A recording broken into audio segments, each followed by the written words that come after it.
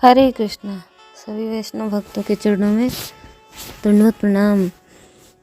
सती द्रौपदी की कथा भाग 4। अभी तक हमने भाग 3 तक सुना कि देवी सती द्रौपदी कौन थी और उनको जन्म लेने का क्या कारण था, अभी हमने सुना और आगे सुनेंगे। अब दिन के साथ रात और रात के साथ दिन लगा ही रहता है।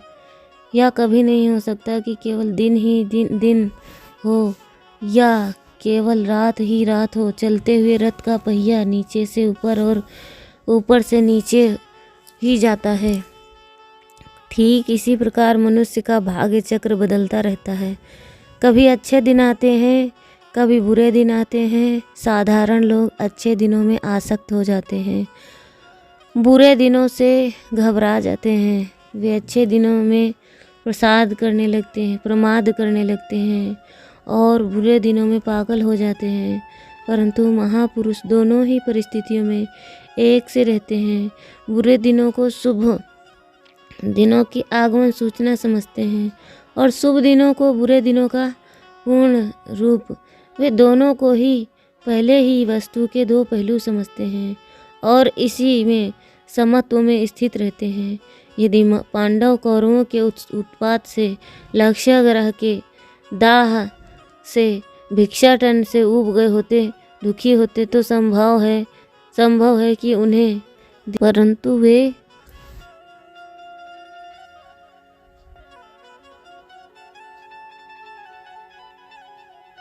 उन दिनों में प्रसन्नता का भगवान का स्मरण करते रहें और दिन में भी वैसे ही रहें।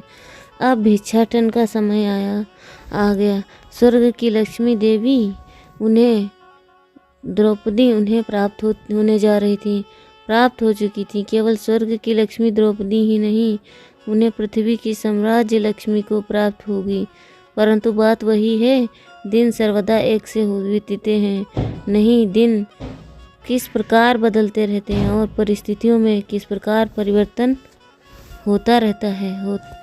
इस बात की झांकी पांडवों के जीवन पर दृष्टिपात करते ही मिल जाती है। द्रुपद ने भगवान व्यास की बात स्वीकार कर ली और वे सोचने लगे कि सारी दुनिया भगवान के चलाए चल रही है।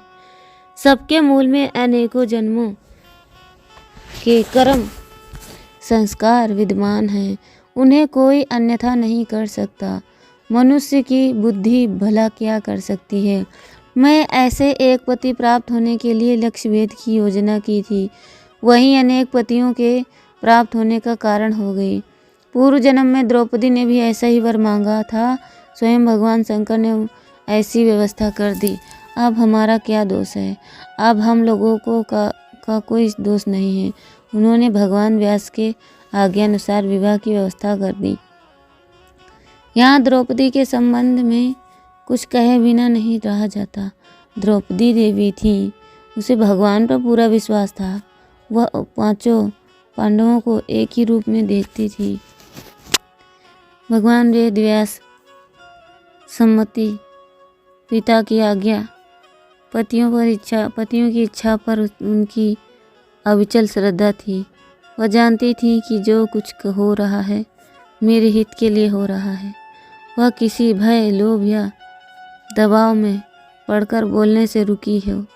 ऐसी बात नहीं है जहाँ उसकी इच्छा के विरुद्ध कोई बात हुई। वह बोल उठती थी। भरी सभा में जब देश विदेश के नरपतिगण एकत्र थे, उससे बड़ी निर्भीकता के साथ ऊंचे स्वर से कह दिया, मैं कर्ण को नहीं वर्ण कर सकती। यदि उसके मन में पांडवों के वर्ण करने की इच्छा नहीं होती, किसी एक को ही वर्ण करने की इच्छा होती तो यह स्पष्ट कह सकती थी। परंतु उसके न बोलने के यही अर्थ है कि जो कुछ हो रहा है उसकी इच्छा अनुसार ही हो रहा है।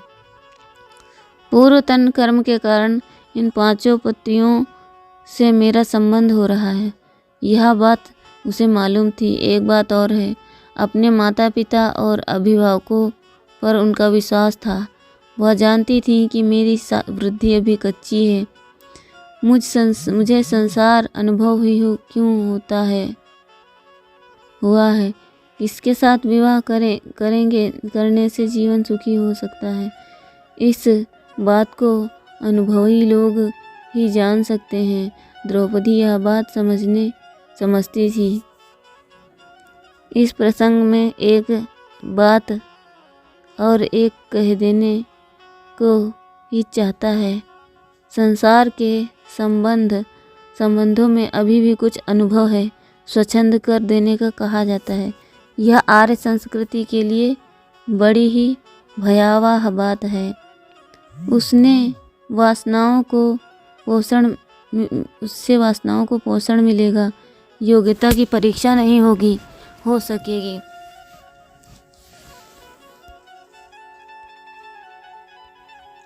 विवाह विच्छेदन का बोलबाला होगा और कौटुंबिक जीवन कलहमय और अस्थिर हो जाएगा। आर्य संस्कृति विवाह को केवल विषयिक सुख का साधन मात्र नहीं बतलाती है, यह तो विषयिक सुखों के संकोच के लिए और अर्थ धर्म तथा काम और लौकिक सुख की साधना के लिए बतलाती है।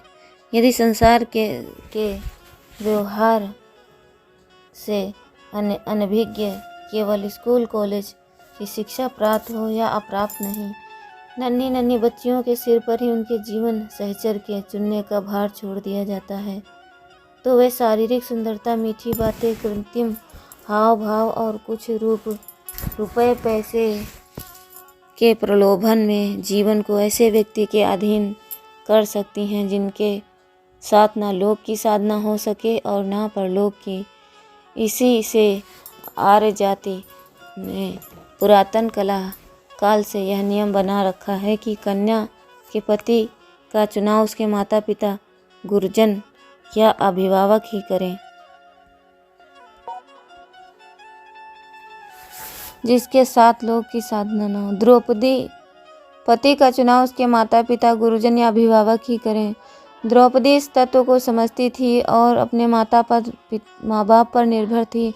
द्रौपदी में कितना धैर्य, कितना सहिष्णुता, कितनी बुद्धि और कितनी मर्यादा थी, यह बात हम पहले ही दिन जब वह अर्जुन और भीम के साथ कुंती के पास गई देख चुके हैं। उसने पहले दिन गृहस्थी का भार संभाल लिया। राजकुमारी होने पर भी जमीन पर सोई, सोई भी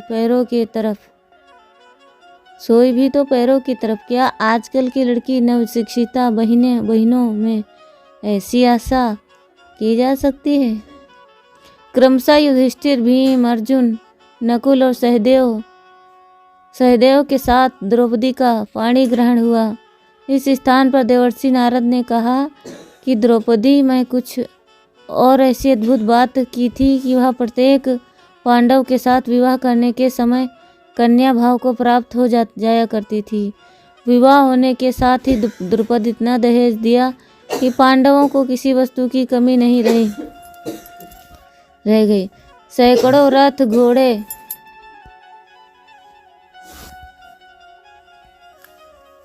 इसके साथ ना लोक की साधना है ना परलोक की साधना। सैकड़ों दास दासियां और नम्र, अनेकों हाथी गहनों के सजे हुए उत्तम घोड़े, स्वर्ण मंडित सैकड़ों रथ, करोड़ों मोहरे और छकड़ों सोना उपहार में दिया। धर्मराज युधिष्ठिर ने आवश्यकता और इच्छा होने पर भी श्री कृष्ण की प्रसन्नता के लिए सब स्वीकार कर लिया। इदं च तत्राद्भुत रूपम उत्तमं जगात देवर्षिरिवा मानुषं महानुभावा किलसा सुमध्यमा बभूव कांतेय गते हनि। पांडवों से संबंध हो जाने के कारण द्रुपद का बल और भी बढ़ गया। वे निर्भय हो गए। द्रौपदी अपनी सास कुंती के पास ही रहती। रानियां कुंती के पास आती और अपना नाम बतलाकर प्रणाम करती। द्रौपदी उनके दासियों के रहने पर भी अपनी सास की सेवा अपने हाथों करती। द्रौपदी की सुशीलता, सदाचार, मर्यादा और सभ्यता पर कुंती मुग्ध थी। वे आर्द्र हृदय से द्रौपदी को आशीर्वाद देती। वे कहती, बेटी तुम सब गुणों से भरी पूरी हो, तुम्हें कोई क्या शिक्षा देगा। फिर भी वात्सल्य स्नेह से कुछ न कुछ कहला ही देता। इंद्राणी इंद्र से स्वाहा, अग्नि से रोहिणी, चंद्र से दमयंती, रोहिणी से चंद्र, दमयंती से नल से भद्रा, कुबेर से अरुंधति, वशिष्ठ से और लक्ष्मी नारायण से जैसे व्यवहार करती हैं वैसे ही तुम भी अपने पतियों से करो। कल्याणी मैं हृदय से आशीर्वाद देती हूँ कि तुम चिरंजीविनी, वीर प्रवसनी, बहुत प्रकार से सुख भोगो। अतिथि, अभ्यागत, साधु, बूढ़े और बालकों की आवभगत और पालन पोषण करने में ही तुम्हारा समय बीते। तुम्हारे स्वामी राजा हों और रानी के पद पर तुम्हारा अभिषेक हो। तुम्हारे पति अपने बाहुबल से सारी पृथ्वी को जीत ले और तुम वह पृथ्वी अश्वमेघ महायज्ञ की दक्षिणा में दान करो। पृथ्वी के सब श्रेष्ठ पदार्थ 100 वर्ष तक प्राप्त होते रहें और तुम उनका उपयोग करती रहो। आज मैं जिस प्रकार तुम्हारा अभिनंदन करती हूँ वैसे ही पुत्र प्राप्त होने पर भी करूँ। द्रौपदी बड़े प्रेम से उनके चरणों का स्पर्श करती और आशीर्वाद ग्रहण करती। द्रौपदी के दिन बड़े सुख से बीतने लगे। वह सब प्रकार से सुखी थी। हाँ, उसके मन में यह बात कभी कभी आ जाया करती थी कि यदि मैं अपने पतियों के राज्य में होती तो कितना अच्छा होता। द्रौपदी स्वाभिमानी थी। उसके पिता राज्य में कोई कष्ट नहीं था। बड़ा सम्मान था, बड़ा आदर था। पांडवों की मंत्रणा से ही सब काम होते हैं। एक प्रकार से पांडवों का ही शासन था। तथापि द्रौपदी के मन में ही यही अभिलाषा थी कि मेरे पति सम्राट हों। ऐसा होना स्वाभाविक ही था। वह उन्हीं दिनों की प्रतीक्षा करती थी।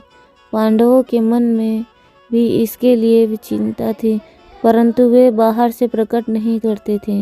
वे द्रुपद के किए हुए उत्सवों में भाग लेते और बड़े आनंद से अपना जीवन बिताते।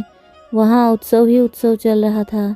इधर तो द्रुपद की राजधानी में इस प्रकार खुशी मनाई जा रही थी, उधर कौरवों के दिल में खलबली मची हुई थी।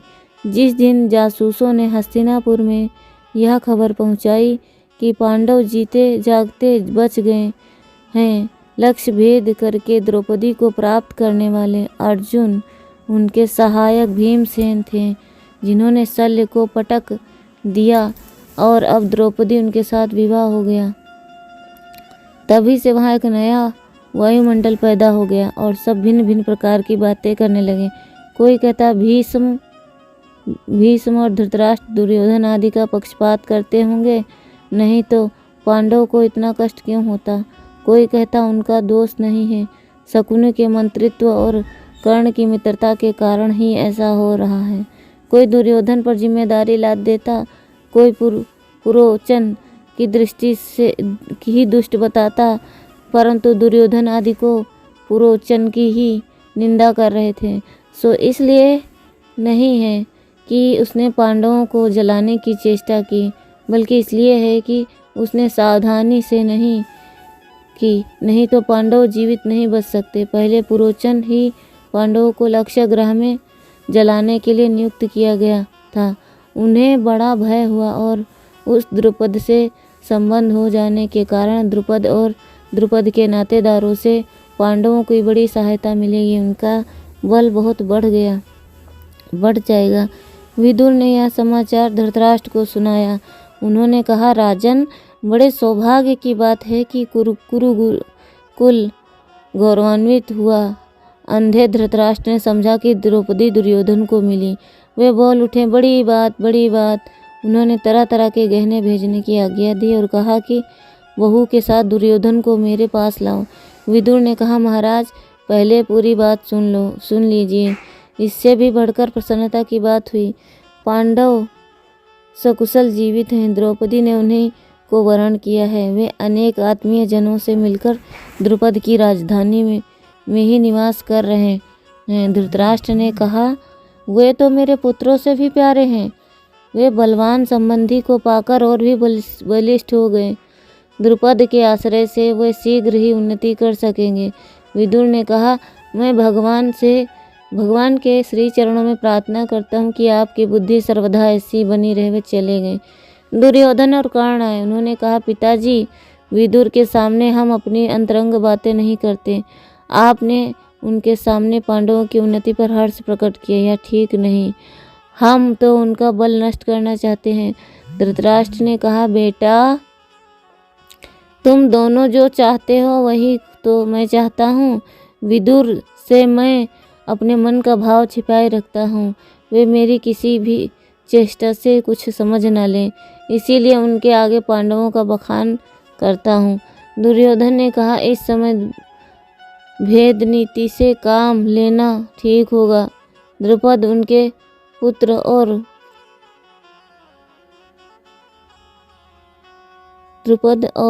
पुत्र मंत्रियों को प्रलोभन देकर अपने पक्ष में कर लिया जाए, अथवा विद्वान ब्राह्मणों को भेजकर 5 भाइयों में अनबन करा दी जाए। द्रौपदी सबसे बराबर प्रेम नहीं करती, तुमसे कम करती है, या कहकर पांडवों के मन में ये मनमुटाव बीज बो दिया जाए। धोखा देकर भीमसेन को मरवा डाला जाए। कुछ ऐसी स्त्रियां भेजी जाएं जो जाकर पांडवों को मोहित कर लें और द्रौपदी उनसे चिढ़ जाए। यह भी हो सकता है कि कर्ण भेजकर उन्हें यहाँ बुलवा लिया जाए और फिर किसी न किसी उपाय से उन्हें मरवा डाला जाए। आप जो ठीक समझें बताएं, जल्दी कीजिए। जब तक पांडव द्रुपद विश्वास पात्र नहीं हो जाते तभी तक यह काम हो जाना चाहिए। क्यों कर्ण, तुम क्या समझते हो? कर्ण ने दुर्योधन की सलाह का विरोध किया। उसने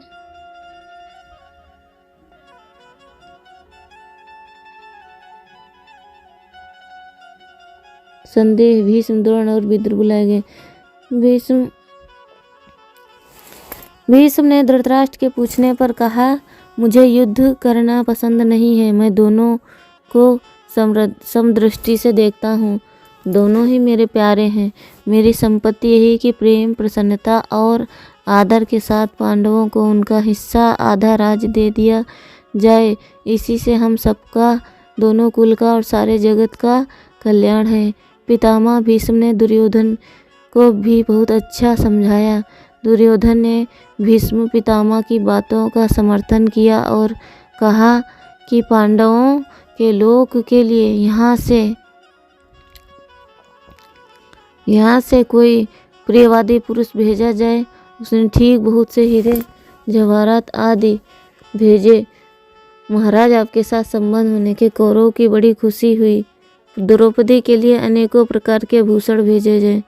संस्कृति के लिए उनसे प्रार्थना की जाए। पांडवों को बुलाकर उनकी पैतृक संपत्ति डाल दी जाए।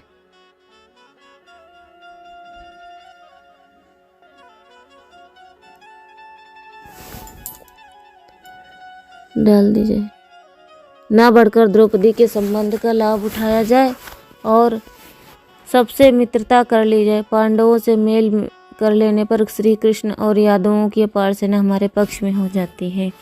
मैं निश्चय पूर्वक कहता हूँ कि विजय उसी पक्ष की होगी जिसमें कृष्ण होंगे। एक बात और भी है, मैं आपको बताए देता हूँ। जब से प्रजा को मालूम हुआ है कि पुरोचन के द्वारा पांडवों को जलाने की चेष्टा की गई थी, तब से वे क्षुब्ध हो गई हैं और उनके जीवित रहने का समाचार सुनकर उनको देखने के लिए अत्यंत उत्कंठित हैं। यदि प्रजा की यह इच्छा पूर्ण नहीं की जाएगी तो बड़े अनर्थ की संभावना है।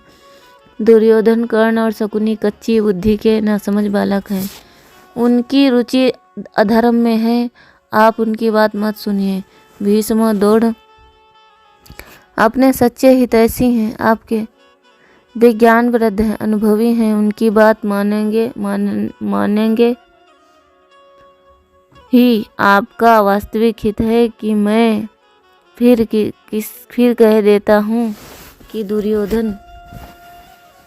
दुर्योधन ने मोह से सब पुत्रों का, वंशज का, क्षत्रियों का, प्रजा का और जगत का विनाश मत कीजिए।